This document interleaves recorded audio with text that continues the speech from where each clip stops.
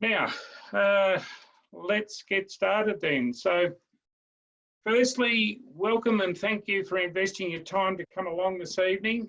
The fact that you are here shows that you're serious about business. This is going to be an informal and interactive presentation, so let's have some fun together. What I'm going to ask you to do is if you could please open your chat box on your screen. You'll find the tab at the bottom of the Zoom panel. So if you open up your chat box, that way if you have any questions or any comments, I'll be able to see them up here just on my right. We will be going through a lot of material today and we'll be moving through that fairly quickly. So please take as many notes as you need to and make sure that you've got a bit of pen and paper handy. So I may be asking you some questions as we go through that. The rules of the game today is to participate. So I'll be asking some questions as we go through the webinar workshop. So if you'd like to say something, either please raise your hand or write a question into the chat box and I'll unmute you and we can have a discussion. So what I would ask is if you could all place yourselves on mute as we go through. One of the things is we don't want any background noises distracting us as we get into this. Okay. So a quick introduction for those of you who haven't met me yet is I had back in 2013, I had one of those aha moments. You see, Robin and I have been married for 35 years. And I realised that during that time, I'd spent a significant amount of time living away from home in the pursuit of chasing my career and also my business goals. It was at that time that I asked myself, well, why are we doing this? I immediately made a decision that when my next contract finished, I was going to find a business that I could work from or work at from home. So to cut a long story short, I came across the Action Coach franchise and the rest is history. Not only did I get to stay at home with Robin, I also found my why in life and what I actually stand for. And that is in inspiring business success and achievement one step at a time.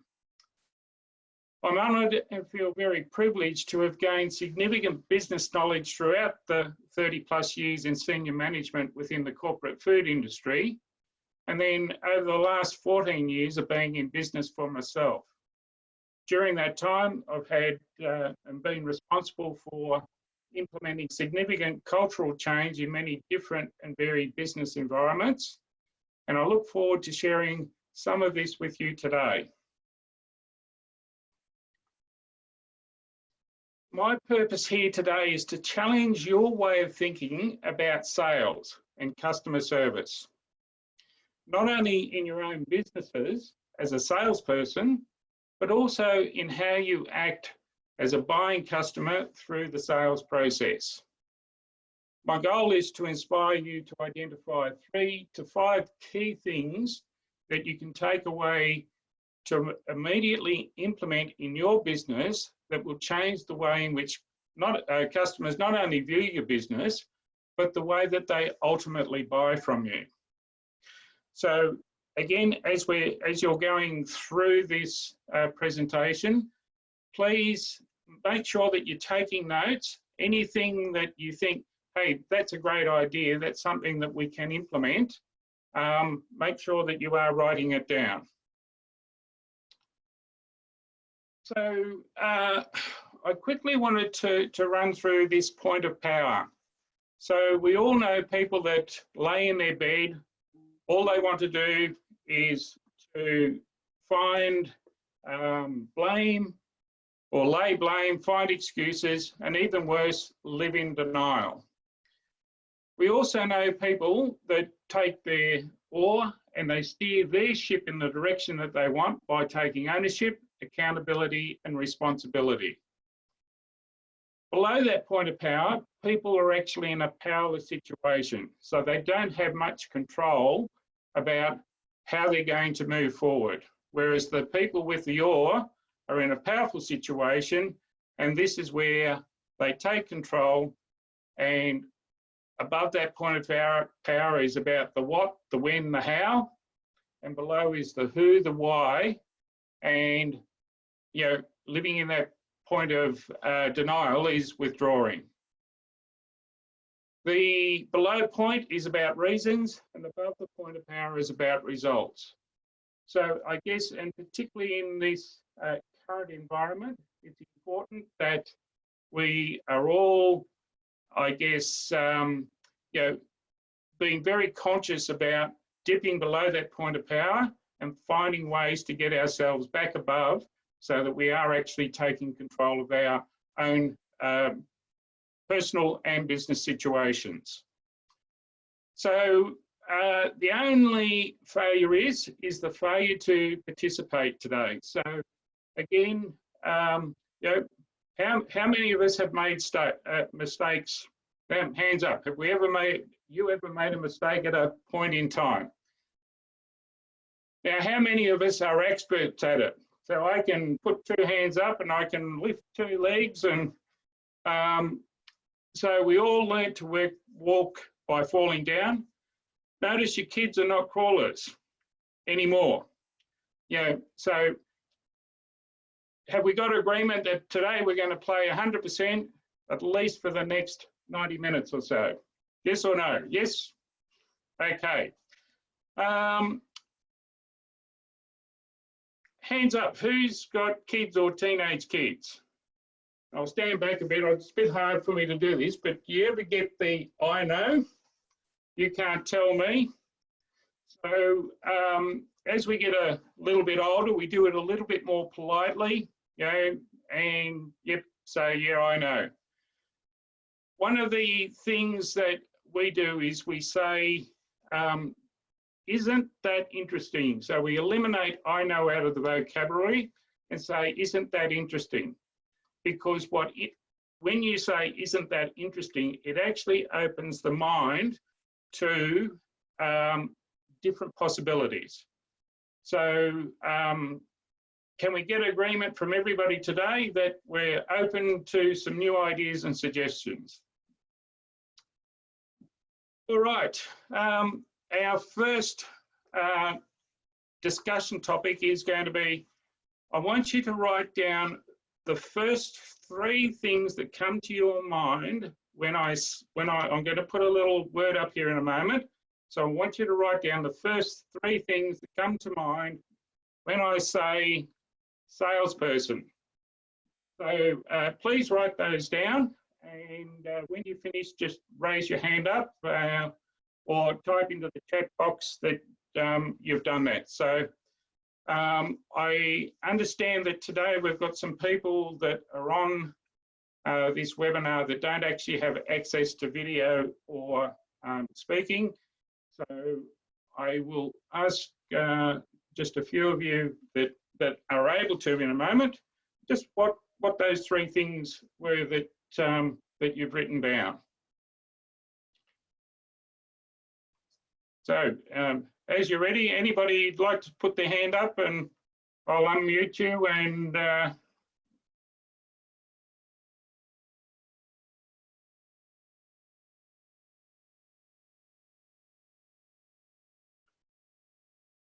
so anybody ready to contribute? Alex?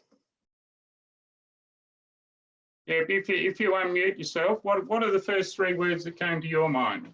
The first 3 I've got dodgy, manipulative, and dishonest. Okay, thank you. Peter, I think you put your hand up. Unmute yourself there. So, confident, happy. Okay, fantastic. Rod, can I ask you, what were the first 3 words that you wrote down? Relationships, travel, Sales. Sales, okay, I remember. fantastic. Anybody else like to contribute?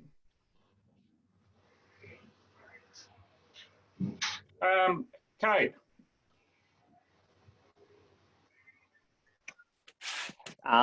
Yeah, I've got face of company, source of revenue, and problem solver. Okay, thanks for that. Terry, what were the first, or the three things that you popped down? You have to unmute yourself. Energetic, confident, product knowledge. Okay, fantastic. And Brooke? I've got talker, hard worker, and communicator. Okay, fantastic. So I guess, just what we're learning here is that people can have different views of salespeople. And for some of those that haven't heard my story, when I went to training in Las Vegas when I joined Action Coach, that question was asked of 13 of us. And out of the 13, 3 of us, self included, probably gave the answers that were fairly negative towards our mindset towards salespeople.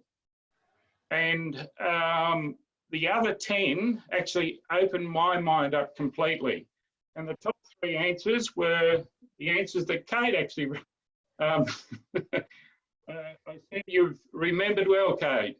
So the top 3 answers were face of the business, revenue generators, and problem solvers. So I was actually quite shocked when I first heard that, and I guess I have changed my views about salespeople very, very significantly. So for those of us that have thought about salespeople in that negative context, the reality is, isn't that interesting? Are you talking about yourself? Does that make sense? So one of the things that we need to be very mindful of is the way that we actually think about salespeople is the way that we're going to actually act as a salesperson ourselves as well. So there's a little, I don't know if any of you know Zig Ziglar, but Zig Ziglar is a very well-renowned author and of sales. And I just love this little ditty that he says, is I've always said that everyone is in sales. Maybe you don't hold the title of salesperson, but if the business you are in requires you to deal with people, you, my friend, are in sales.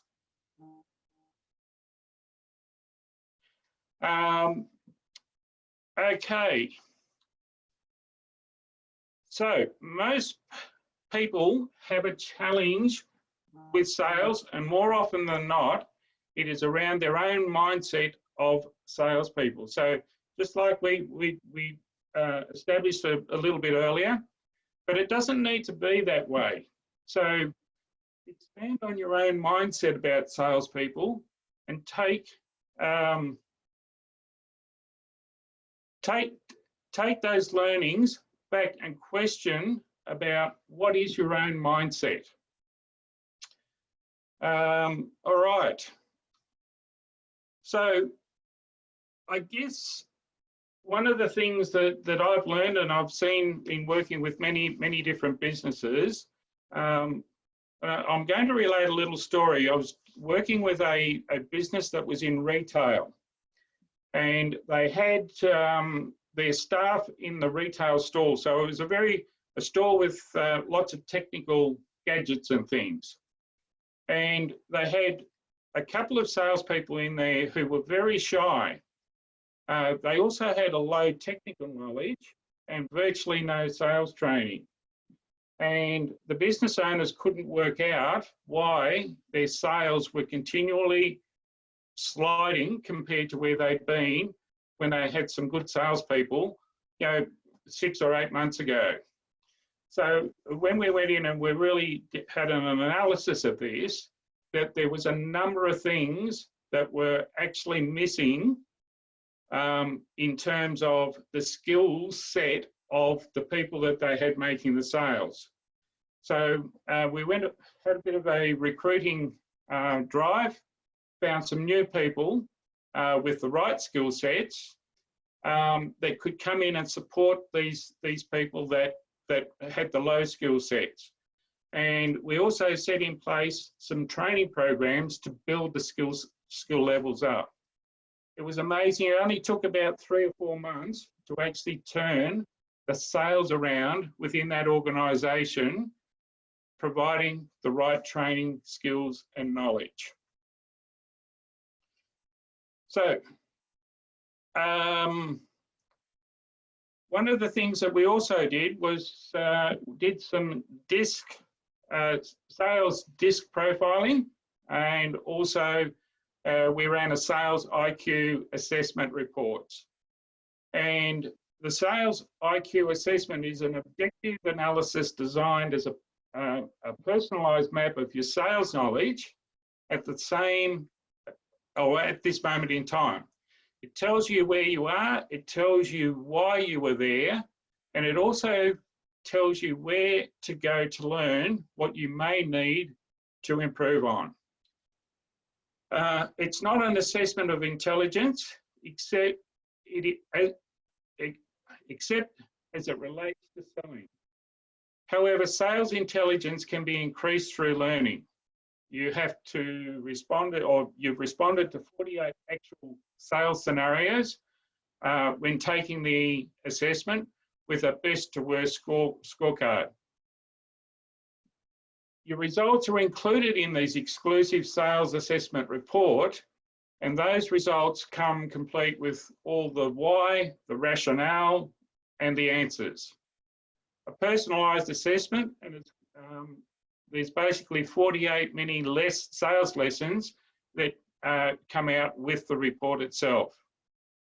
More importantly, how well or how poorly you score on this sales IQ assessment, it can also tell you how to customise your sales training, and rather than using a one-size-fits-all program.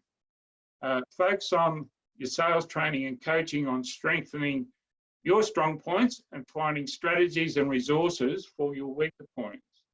And this also applies to your, not only your sales team, but every member in your team that is associated with communicating with your customers. So let's get back to basics. And what I'm going to try and do today is to break the sales process down into simple steps. Now, I'm going to have a breakout room here, so just bear with me while we'll break it out into 3 rooms. And what I'd like you to do is to just communicate amongst yourselves. So I'll open up the rooms. Communicate amongst yourselves about what you think selling exactly is.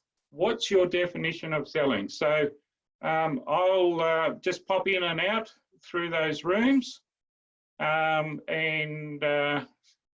just help you out as where I can.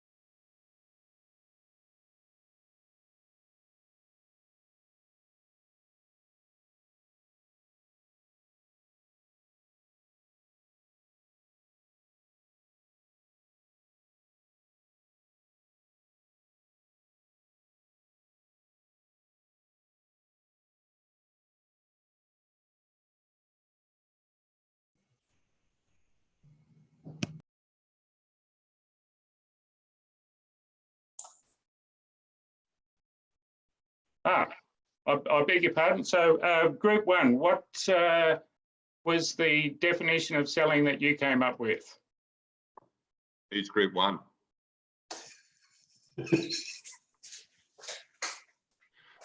Joe, your group. Okay. Our definition of selling was identifying customer needs and supplying solutions. Identifying customer needs and supplying solutions. Supplying Fantastic. solutions. Yep, great. Group two, who was the spokesperson, group two? Ben, that was your group.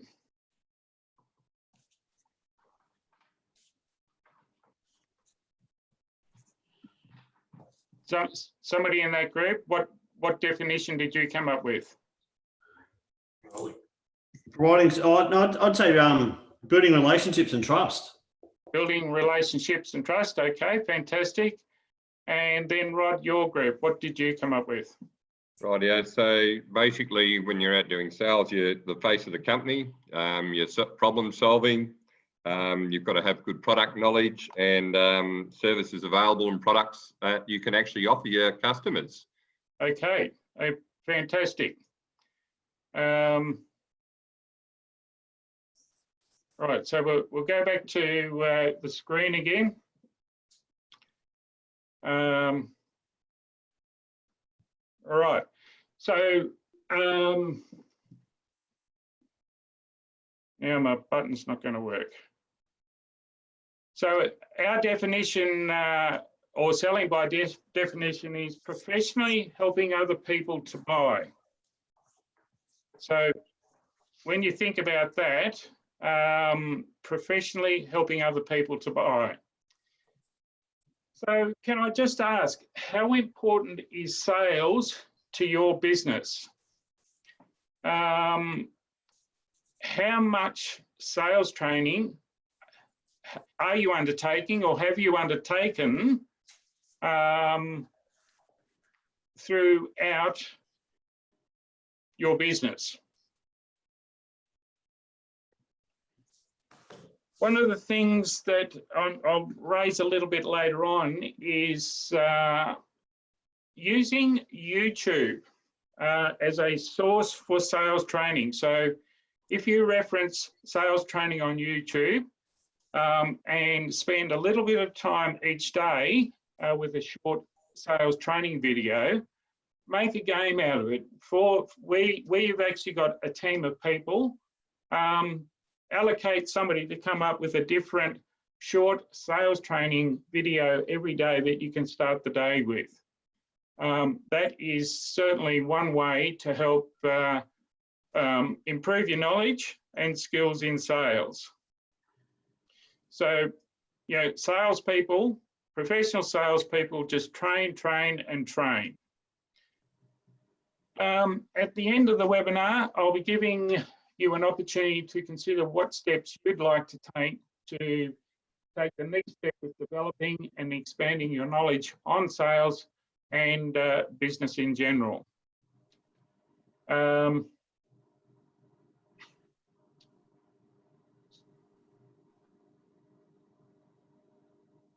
Now, so when we think about sales, there's generally 4 types of salespeople.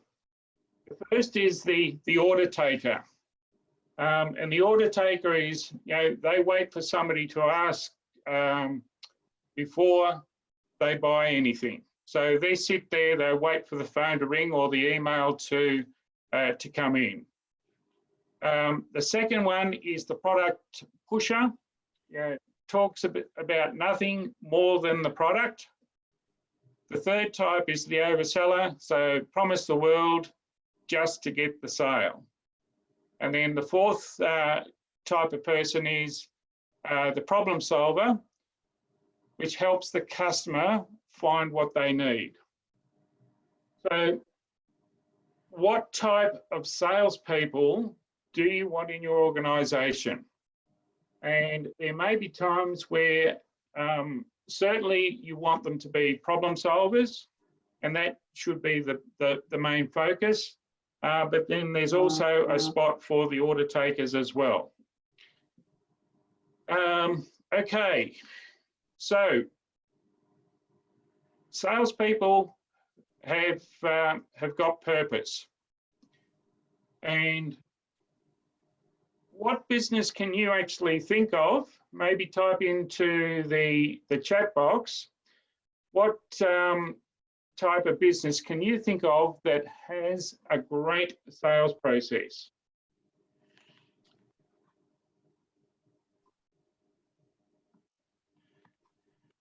Sorry, I'm just while you're doing that, I'm just making some adjustments to my screen here.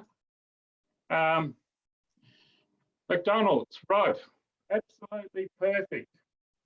So you're unmuted. So what is it about McDonald's sales process that you notice?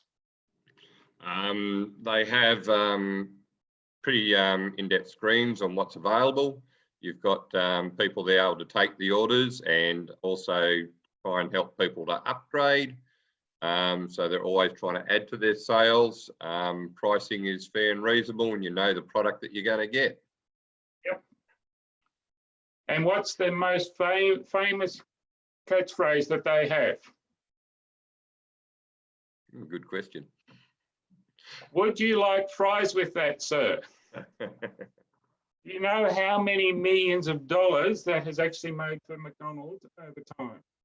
I thought they were just normally added on there. It's all part of the meal deal. No, it's been around for a long time. So I guess what's important there is what's a little catchphrase that you could be using as part of your sales process that could contribute to growing your sales. So I guess that's a challenge that for you all to come up with in your own businesses. Okay. Now, the AIDA model. So AIDA model is used in marketing. It is also used in sales. And what the AIDA model is about raising awareness, developing some interest, building desire, and then finally getting to taking some action. So this is a nice little model. I'm going to encourage you to Google it and really understand what AIDA is, and if this is new terminology for you. So in terms of your sales process, following an AIDA model helps you to outline your step by step. Okay, so I'm going to bring up just a couple of examples here of different sales processes. So what's going to be important is that when you think about documenting your sales process, what are the key steps that you need to be looking at within your own businesses? So here's a fairly simple one. It's an introduction, gaining favorable attention, discovering wants and needs, presenting solutions, gaining commitment, and then follow up. So that's a fairly simple and basic one. Another example is a generic salesperson process. So it's got a couple of different levels to it. It also includes the marketing component, as well as then the sales and the prospect management. So again, you can Google these sort of different processes, and there's a whole bunch of different models on there for you to, get some inspiration on how you're going to document your own processes. Here's another example, a little bit more detailed, and it looks at what are the different levels within each of the different steps.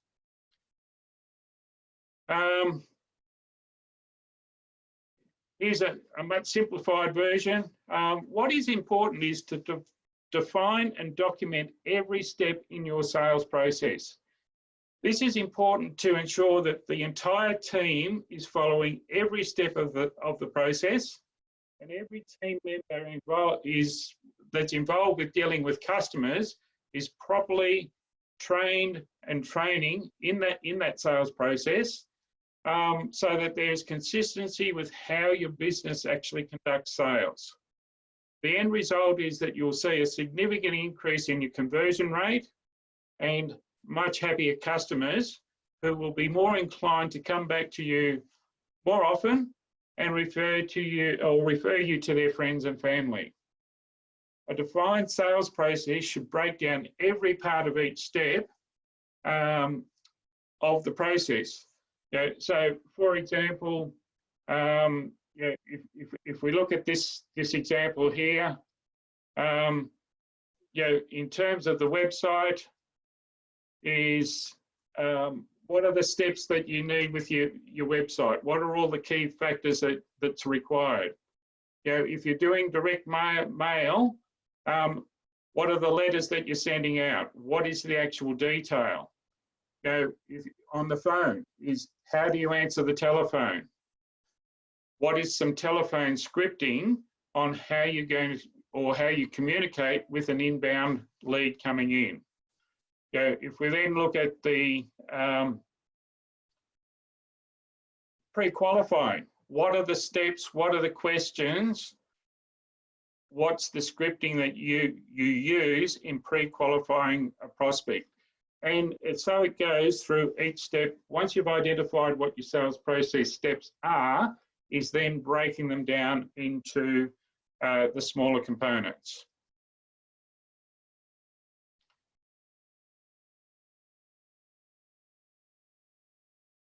So, are sales decisions based on logic or emotion?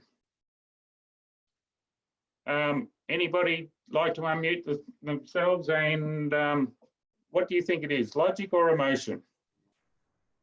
Both. Both, yeah. The decision to buy something's made by logic. The decision what you buy is made by emotion. Okay, yep. Anybody else? I think your logic backs up your emotion. Yep, sure. So the interesting thing is that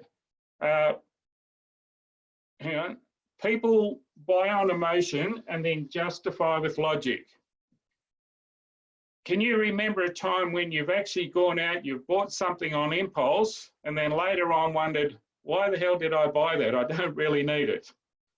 When you understand this principle, you can then start to tailor your approach to sales. So the research tells us that 80% of people actually buy on emotion, 20% actually buy on logic. And I'm going to cover that a little bit more when we get into the DISC side of sales. So communication is the response you get, regardless of your intent. So I want to just give you a little bit of a story on what I actually mean by that. So I spent about 18 months working in New Guinea. And I was talking with one of my expat peers one day. We were a chicken processing plant, and we were standing out in the yard just talking about a few things. And Tom called over Bocky, who was one of the nationals. And he said, oh, Bocky, could you do me a favour, please? See the ute over there and that load of rubbish. Can you load the rubbish into the back of the ute, take it down to the back corner and burn it for us? And so Bocky said, yeah, no problem, boss, we'll do. Tom and I were probably chatting for another 10 minutes or so. And then Tom just looked at me and said, where's Bocky? He should be back by now. About 5 minutes later, we saw him walking back up the track. And Tom said to him when he got there, Bocky, where's the ute? But boss, you told me to take it down the back and burn it. So just remember, true communication is the response that you actually get. And if you're not getting the right response, it means that your communication is breaking down in some way. Okay. 3 tools of communication. So I'd like to introduce VAK, which is visual, auditory, and kinesthetic. And in terms of VAK, we all have different levels of how we communicate. The visual is, some people can see things much better and much clearer than others. And the word cues that, that we need to be listening for as part of our sales presentations, we need to listen for the type of words that people are using. So if somebody is very visual, they'll be using words like see or look. Somebody that's auditory will be saying words like tell or hear. I hear how that might work for me. People who are kinesthetic, they'll be wanting to feel things. They'll be wanting to touch things and actually feel what it is that you're in the process of making the sale with. So understanding the VAK with different people is really important. So 40% of people are visual, 20% are auditory, and 40% are kinesthetic. So understanding this particular concept will actually help improve your sales. The other 3 tools of communication is words only represent 7% of the process. Our voice represents 38% and our body language represents 55%. So I'd like you to just quickly write those down because I'm going to come back and ask you another question about those towards the end of the presentation. So words, voice, body language, and just what those different percentages are. Okay, so let's talk a little bit about DISC profiling. So please raise your hand if you have any understanding of DISC or what DISC is. Okay, so some people haven't heard of DISC before. Okay, so DISC is, we're all made up of 4 essential elements as part of our personalities. And what DISC is designed to do is to teach you about how you behave and how others also behave and buy. So the 4 key areas is the D stands for dominance. And people with a high dominance level in their personality are very results focused, they're direct and extremely competitive. And I'm sure that we can all identify people that we know that would fall into that category. People who are in high I are influencers. They're very enthusiastic, they're friendly, they're optimistic, and they generally have a great outlook on life. People who are in the S are in steadiness, they're very sincere, they're patient, and they're actually quite modest. And then people who are in the C or compliance area are very accurate, they're very cautious, very contemplative, they love to analyze things. They like lots of detail. So if we think about the high or the dominance people, they don't want much detail, they just want results, they want it now. So I'm sure that you can think of people that fit in each of those different styles.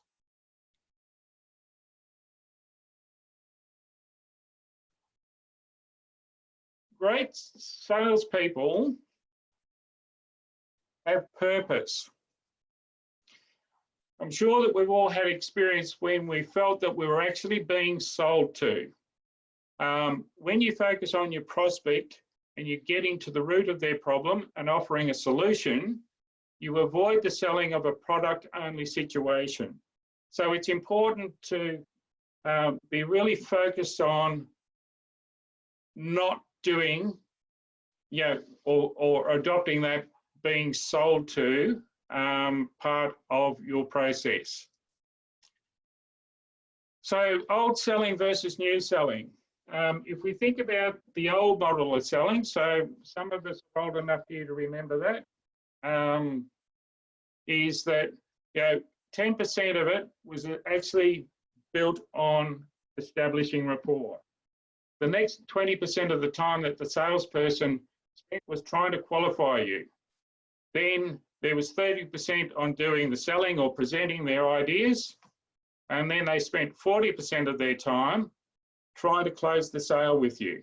And I guess that's where some of us who are a little bit more vintage probably have had those bad experiences. The new way of selling is about developing trust and rapport early. So if we think about, I guess, the younger generation of today, what is the key thing that they're doing before they'll come and purchase? They're online, they're reviewing, they're searching for reviews on you and your business.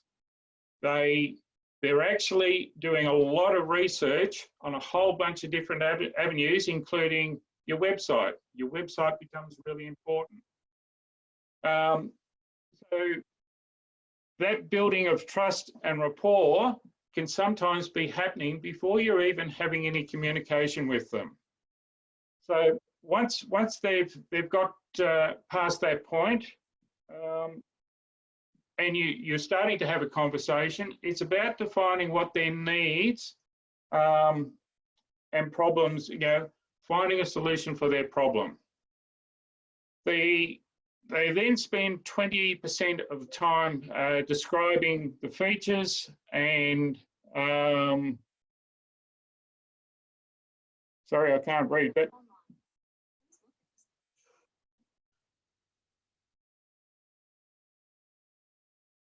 what the features are, sorry about that, what the features and the benefits are, and then only 10% is actually spent on closing, because you've built the rapport, you've actually been through your whole process in a very professional way, so that you're actually now starting to professionally help them to buy.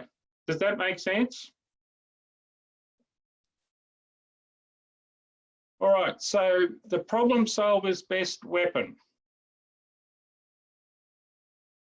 Are we all in agreement that salespeople need to be problem solvers? Yes or yes? So the best weapon is questions. And ultimately what that leads to is having the sales or the prospect do the selling for you.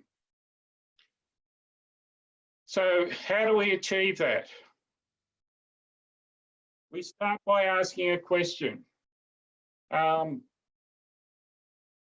what is important here is that what you've done is develop some scripts to use as part of the question funnel process.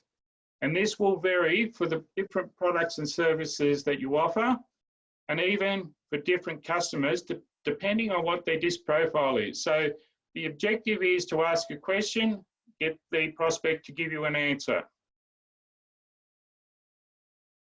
The next thing is to ask another question and get another answer. What you're trying to achieve here is to dig deeper in what is the issue that they really are trying to solve. Because sometimes the customer may not even be aware what it is that they need. So through asking questions is ask another question, get another answer. Ask another question, get another answer. All this time you're digging deeper until you reach the point where the customer has reached that emotional point and they ask a question. Once the customer asks the question, you can then give an answer and start to make the sale.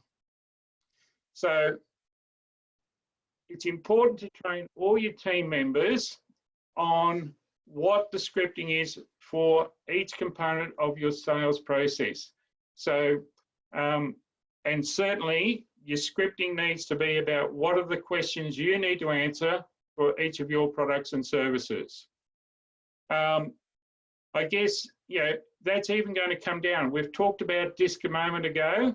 So somebody that's got a high D that doesn't want a lot of detail and they want quick results your questioning process is going to be different for them versus somebody that's a high C that wants lots of detail. They will be asking lots of different questions as well. So my question or even challenge to you is, how many sales are you missing out on if you have not developed your sales process and or developed some basic scripts for each part of those processes? When we think about the question funnel, it needs to be open-ended. It needs to be specific questions. It needs to be centered around solutions. We then go into the temperature checking phase, and then we can ask some detailed questions about finalizing the sale. So what's important here is that funnel is about the who, the where, the what, the when, the why, and the how. And then what's important is to avoid doing mind reads and thinking you know the answer. So it's important to play dumb and ask an appropriate question to confirm what the customer really means. I'm sure that you can all think of examples where you've been in a sales situation, you've done what I call a mind read, think you know what the answer was, but then to find out that, oh, that's not really what they were after. Anybody had that experience before? Okay. So what's important here is to let them sell themselves through questions, playing dumb, asking questions again, and until you reach that point of emotion on that particular question, and keep recycling that until you get them asking you a question. So some question softeners that you can use. If you're starting to run out of questions or you need to delve a little bit deeper, is using a question softener like, can I just ask? Another one might be, by the way. So I'm sure you can all think of ways that you can actually tack on to the end of that to get a better answer to the questions that you're asking. The third one is, incidentally, you may not be aware, but this particular product here does A, B, C. All right, so there's different ways, just some nice little question softeners to get you to the next step. So never just take the order. It's important that you always ask questions irrespective. I'm going to open this up. Can anybody give me some examples why that's important? So just unmute yourself and feel free to talk.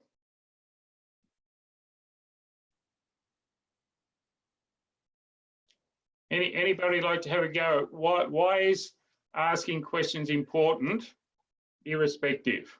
You might have a better product that's on the market that the customer's not aware of. And then if you sell them something and later on they find out that you knew there was a product better, you'll lose a customer. Yep. Or from future work anyway. Yep, perfect. Anybody else? An opportunity to upsell. Yep, there's always an opportunity to upsell. Is, oh, by the way, were you aware that we've got this A, B, and C that actually works with your X, Y, and Z? Yep, perfect, Brooke. Good one. Rod, you were about to say something? Look, the customer not all the time actually really knows what they're after because there's so many other new products come on the line and are available. Quite often when I'm out seeing customers and clients, they might say, look, I'm after this. And you go, did you realise that there's something else new on the market now that might actually resolve this a bit better? And then you can either upsell or you can sell them something different. Yep. That might do the job a hell of a lot better than what they knew was available. Perfect. And not only that is that product might actually solve some other problems that you're trying to resolve. Correct. All right. Excellent. Very good. So while you ask questions, it's important that you're giving out little pieces of information along the way. And it's important that you talk in the prospect's language. So focus on the language that you use in your communication style and be very conscious of the language that your prospect is using, particularly around that VAK. So if they're saying lots of, I can see how that will work for me, or that looks exactly like what I want, you've got a pretty good indication that they're a highly visual person. So again, make sure that you're using the language that they're using. And then also be very conscious of their characteristics in the way that they act. That is, are they direct versus indirect, guarded versus open, and within the 4 DISC profiles, there's actually some nice little charts that help you understand what that means. Not only what it means is, but how you can then utilize that information as part of the way that you're conducting your sales process. So always keep in mind what type of objections you may encounter as you get closer to the end of the sales process. So be asking questions and providing solutions that are going to assist in dealing with any objections before you actually get to the point where you ask for the sale. Does that make sense for everybody? Because one of the hardest things that we actually find as part of sales is that we get right to the end of our process and then the person will say no, or they'll come up with an objection. So it's important to be aware of, understand what objections you might encounter, how can you actually deal with that as part of your questioning process. So once you've reached emotion and you've gathered the information, we're now at the point where we can start to offer some solutions. So based on what you told me, either X solution or Y solution will suit you best for your situation. So this is some terminology that you can use. Offer at least 1 to 2, or at least one solution, but definitely more than 2 solutions will work as well. So when you've offered the solution, it's time to start checking the prospect's temperature and to ask a detailed question. So some examples of temperature checking could be, how does that fit with what you had in mind? Another question you could ask might be, which one fits best with what you had in mind? So particularly if you're giving an A or a B solution. Another question that you can have, and quite often this will be associated with a money objection, is do you have a figure in mind for this project? So by getting that out early as part of your sales process, do you think you'll need to deal with a money objection by the time you get to the end of the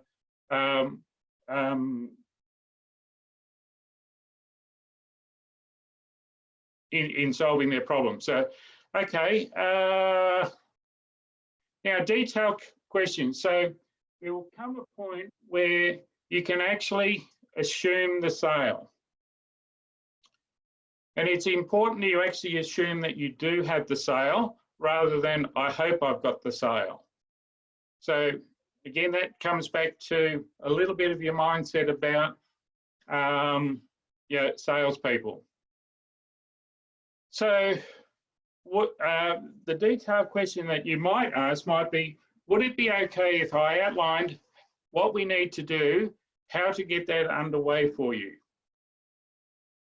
So these are some questions. Just remember, I will send you all a copy of the replay, so you'll be able to work through this in your own time. So handling objections. It's important to list out all of the types of objections that you may get within your business, and then develop a script for handling each one of those objections. So some typical objections may be, well, it's a lot more than I was expecting. It's over my budget. I need to talk to my wife or husband. It's not quite what I had in mind. And I know that you can probably think of many more yourselves with what you've encountered in your own businesses. So in dealing with objections, it's important to, so first of all, put the objection into the normal basket. So okay, Sam, I'm glad that you've actually raised that objection. It's one that I experience a lot of our customers say up front. What's important is to then repeat the objection back to the customer in their language. So, Sam, just so that I understand, what you're saying is that this is a lot more than what you were expecting. Is that right? So once you've repeated the question back to them and got the yes, that's exactly what I meant, is go back over the key points and then reiterate the benefits for what your product or service is going to help them in solving their problem. And then the fourth one, before proceeding to ask, before proceeding further into the sale, it's important to ask the question, is there anything else that might stop you from buying now? And it's important to then deal with each objection. So if they say, yes, there is something else that might stop, deal with that objection before finalising or getting to a yes or no in the sale.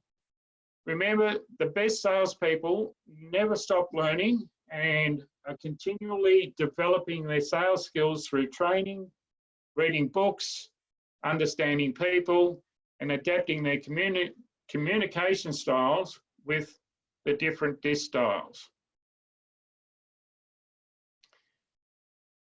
So virtual is going to become the new norm. How you conduct your sales processes will change significantly from now on in the fallout of the current coronavirus and the social distancing impacts. For example, one of the things that I did, so I live in Cobram and I had an office in Albury. When the coronavirus hit and social distancing became part of our day-to-day activities, I decided to close the office and go virtual.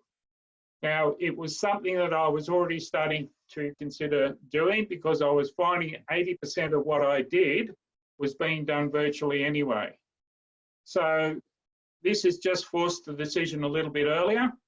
And already I'm starting to see some benefits from it. So get comfortable using virtual technology. You will be so glad that you did. For example, Zoom, with Zoom, what we're using today is it can be done from a computer, it can be done from a mobile phone, it can be done from a tablet. There are other channels you can use, for example, Skype, Google Chat, just to name a few.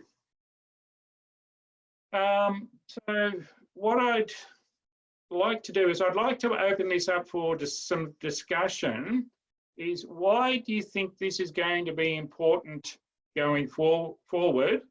And what are the benefits that you can see coming out of having a virtual sales process? So anybody like to open up with some discussion, some benefits that you can actually see?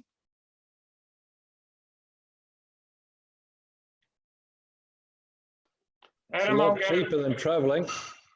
sorry? A lot cheaper than traveling.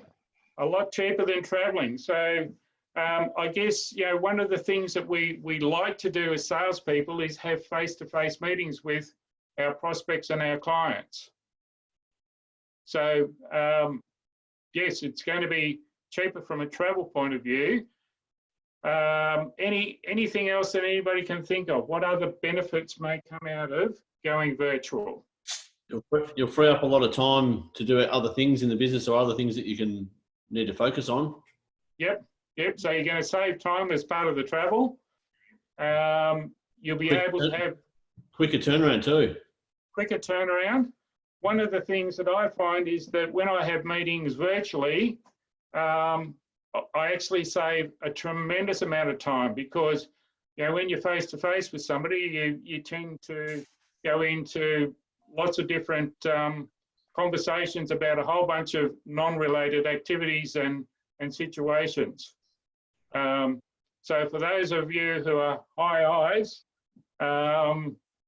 yeah, it might be something that you might struggle with. Any other benefits that you can think of? At this point in time where we can't travel at the moment, I suppose it gives you that point of contact and be able to show them an article or an item that you're trying to sell so that they can have an idea and understanding of what you're actually trying to sell them. Yep. So doing it virtually over a platform like this, you can actually share your screen if you've got a picture or something that you want to relate to them. One of the things that I am encouraging my clients to do at the moment is so if they're doing a proposal for one of their prospects, a quote, or I like to call them proposals, is that rather than just emailing it to them, is to position themselves. I'd like to present our proposal to you, and I'd like to do it via a Zoom call. So just think about that for a moment. What are the benefits that you're going to achieve in presenting a proposal via a Zoom call? Anybody? Adam, you've been very quiet this evening. You'd be able to see their body language straight up. Yep. So remember, face-to-face, that's one of the things that we like to do. And the reason we do it is so that we can actually see how somebody's responding, A, to our questioning, B, to the situation, and C, to, I guess, the solutions that we're trying to provide. So great point. Anybody else? What other benefits could you see? It can be done anywhere. Like you don't have to, you can literally just do it anywhere. You can do it from the comfort of your office without having to travel. Yep, anywhere. Any other benefits? What do you think it might do to your conversion rate?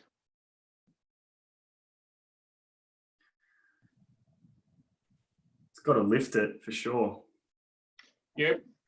So by presenting something visually to somebody, whereas in the past we've been used to either sending an email, letting them read it at their own leisure. When we're presenting it to them, we can take them through each single step or point that we're trying to make, and we can verbalize that with them, and we can deal with any misunderstandings or mind reads that they might be doing. Whereas what tends to happen is you send an email with a proposal, and you never hear back from the person you've sent the proposal to. So just, this is going to be one way that you can actually start to increase your conversion rate by being visual, face-to-face, even though you might not be standing next to each other. Does that all start to make sense? Yep, and quicker turnaround too with the sale. Yep, quicker turnaround. You're not wasting time on peripherals and getting involved with chit chat that's not relevant. So the travel thing, the amount of money that's saved on travel. Yeah, one of the things that I'm actually quite concerned about is the airline industry, because I don't see the airline industry getting back to the way it was before coronavirus.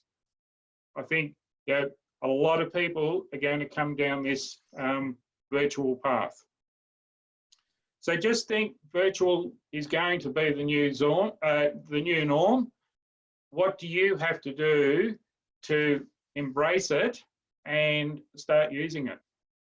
So that's my challenge for you. The hardest thing will be is having other companies available to be able to do that. My job is basically I travel around probably within a 300 to 400k radius from Albury Wodonga at times, and basically they rely on me actually turning up to discuss with them and go via things. So not all of them actually have access to this sort of technology to be able to do it, but then you've also got to be there to see what they actually require to be able to focus them in the right direction, which you can't do via this sort of method either. So I can't see it replacing it. It's just going to be a while before we can do it. At my present time, I'm actually phoning them up as I would normally have gone and seen them. So I'm just making phone calls each day to my customers and seeing if there's anything I can help them out with. Yeah. So part of that process, Rod, might be that you can save some time by doing things virtually before you actually have to get in the car and go, because there might be some things that you can actually solve prior to actually getting there. So it'll be different ways to thinking about it. How can I adapt? How can I utilize this new, well, it's not new technology, but it's going to become more of the norm technology in helping you through maintaining your sales in these challenging times. So, all right. What I've got up here now is just a couple of recommended books for reading. So one of the best sales books that I've ever had, and what helped me get started in the last 5 years, is Jeffrey Gitomer's Sales Bible. So it's available on audio. I do recommend that you actually purchase the book, because he makes reference to, or if you're listening to an audio, he makes reference to charts and graphs and what he calls his little git bits. And then anything by Brian Tracy. Brian Tracy is a well-renowned author, and I guess in my view, a pure gentleman. And so I've always enjoyed that. There's a whole bunch of other books that you can be investing in. There's books like Spin Selling, The Little Red Book of Selling, just to name a few. So reading about sales and learning about sales needs to be fairly high if you would on your priority list if you want to improve your sales skills. So I mentioned YouTube earlier, and when you search in the how to on sales training or customer service, so particularly if you've got large teams, is as I said before, make a bit of a game out of learning something new every day. Start the day with a 5 or 10 minute sales training video. It will be amazing what it will actually do for your mindset on sales during that day. So how are we going for time? So we've got a little bit of time for any questions or answers that you may have. So if you have any questions, please type them into the chat box now. And all right, so I guess really for all of our businesses, if we've got happy customers, it means that we've got sales. So without sales, we don't have a business. And so sales becomes one of those, probably priorities that we need to be really focusing on. So in Warren Buffett's words, it's not necessary to do extraordinary things to get extraordinary results. So remember, it's the little things that you do and do a little better than what your competitors do that will put you in front every time. So in terms of sales, remember, it's the little things step by step that you're doing to help maintain your sales, which will see you achieve the success that you need in your business over time. So I've got an offer or two offers today. The first one is DISC sales and sales IQ plus assessments for you and your team. As a certified DISC assessor, I can provide you with the online assessment links and then spend some time debriefing you on your assessment reports with either you or your teams, and then how to get the most out of your future learning and training in sales. So the offer is $199 per team member for DISC sales plus IQ assessment. And that's available until Sunday, the 25th of, or Saturday, the 25th of April. The second offer I've got is I'm also offering a complimentary business review session to look at where you're at now, where you'd like to be, and to identify what strategies would be required to get you there. So that's a complimentary 90-minute business review session. So if you'd like to take up any of those offers, please email me at philbadura@actioncoach.com, and I'd be happy to have a discussion with you. Now, one of the important things, we talked about the younger generation, doing lots of reviews and a lot of research on you and your business before purchasing. And this seems to be the trend that sales is going globally. So are you asking for reviews from your customers and your clients? Are you asking them to post reviews on your Facebook page, your business Facebook page, your Google My Web or Google My Business pages, LinkedIn? What areas of social media are you getting people to post their reviews on?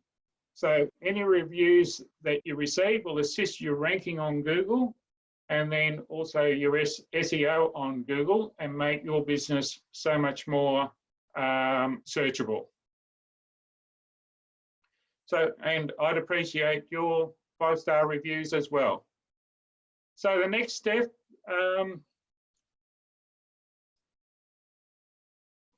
we've covered an awful lot in the last 90 minutes or so. Are there any questions that any of you may have right